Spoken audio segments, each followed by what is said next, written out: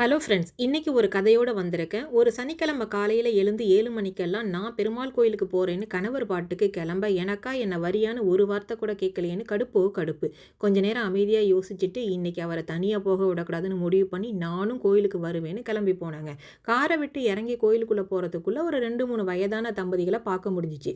காலை கழுவிட்டு கோயிலுக்குள்ள போனா, வழக்கத்துக்கு மாற காலையிலேயே கொஞ்சம் பரபரப்பா ஒரு பக்கம் ஏற்பாடு நடந்துகிட்டு இருக்க, ஏதும் யாகம் வழக்கவா இருக்கும்னு நினச்சிட்டு விநாயகர், துர்க்கை, நரசிம்மர், சுதர்சர்னு வணங்கிட்டு கருட பகவான் கிட்ட அனுமதியும் வாங்கிக்கிட்டு பெருமாளை பார்க்க படி ஏறினா திடீர்னு கெட்டி மேளமும் நாதஸ்வரமும் காதை பிழக்க நிமிர்ந்து பார்த்தபோது இந்த தம்பதியினரின் 60ஆம் கல்யாணத்தை பார்க்க முடிஞ்சதுங்க. இந்த அழகான தம்பதியினரின் சஷ்டியப்த பூர்த்தியை கண்குளர பார்த்துட்டு பெருமாளையும் தரிசனம் பண்ணிட்டு பிரசாதத்தை சாப்பிட்டுட்டு கொஞ்சத்தை மகளுக்கும் எடுத்துட்டு வந்திருந்தேன். இன்னைக்கு வாங்கிட்டு வந்த காளாஞ்சியை உடனே சாமிகிட்ட வச்சுட்டேங்க.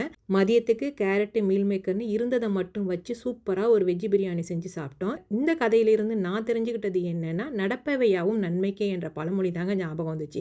கடுப்பாக கிளம்பி போனேன், கூலாக திரும்பி வந்தேன். இந்த கதை பிடிச்சா லைக் பண்ணுங்கள். தேங்க்யூ ஃபார் வாட்சிங். பாய்.